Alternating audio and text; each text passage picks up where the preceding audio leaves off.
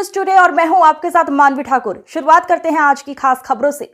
भाजपा के राष्ट्रीय प्रवक्ता गोपाल कृष्ण अग्रवाल ने बजट को लेकर विपक्ष पर आम जनता को भ्रमित करने का आरोप लगाया। उन्होंने कहा कि विपक्ष बजट पर झूठा नैरेटिव फैला रहा है। यह बात उन्होंने रविवार को जोधपुर में आयोजित प्रेस वार्ता के दौरान कही। भाजपा की ओर से देश भर में 99 जगहों पर राष्ट्रीय प्रवक्ता और केंद्रीय मंत्री प्रेस वार्ता कर बजट के प्रावधानों की जानकारी दे रहे हैं।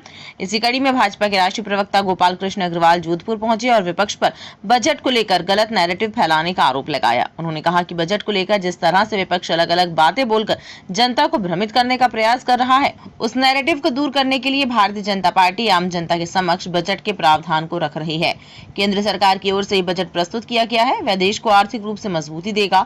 बेरोजगार, किसान, लघु उद्योग और इंफ्रास्ट्रक्चर को लेकर भी बजट में कई महत्वपूर्ण प्रावधान किए गए हैं।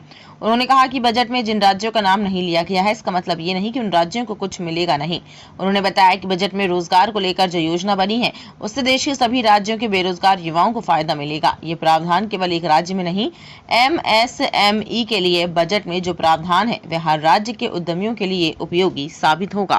कोई नैरेटिव कई लोग रॉन्ग कह रहे हैं कि भाई बाकी प्रदेशों को क्या मिला, तो राजस्थान यहाँ के लिए महत्वपूर्ण है। तो मैं राजस्थान की कुछ बातें आपके सामने रखना चाहता हूँ। और एक तो महत्वपूर्ण बात यह है कि जो ये 12 नए इंडस्ट्रियल पार्क पूरे देश में बनेंगे, उसमें से एक यहाँ जोधपुर पाली मारवाड़ में एक इंडस्ट्रियल पार्क, 12 नए जो बड़े बड़े इंडस्ट्रियल पार्क बनेंगे, जिसमें सब आधारभूत सुविधाएं केंद्र सरकार अपनी तरफ से मुहैया करवाएगी। उसमें एक जोधपुर में यहाँ पे एक इंडस्ट्रियल पार्क बनेगा। टूरिज्म ये राजस्थान के लिए बहुत महत्वपूर्ण है और देश की अर्थव्यवस्था का 5% जो कंट्रीब्यूशन है, पूरी जो हमारी अब विश्व की 5वीं बड़ी अर्थव्यवस्था के रूप में भारत की अर्थव्यवस्था बन गई है, तो उसमें 5% जो कंट्रीब्यूशन है वो राजस्थान के टूरिज्म सेक्टर का है।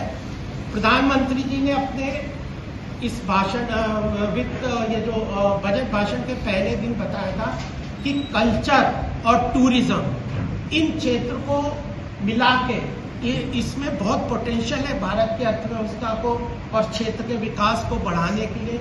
उन योजनाओं को लागू करने के लिए प्रसाद स्कीम्स लेके आए, जो 41 नए सेंटर्स पूरे देश में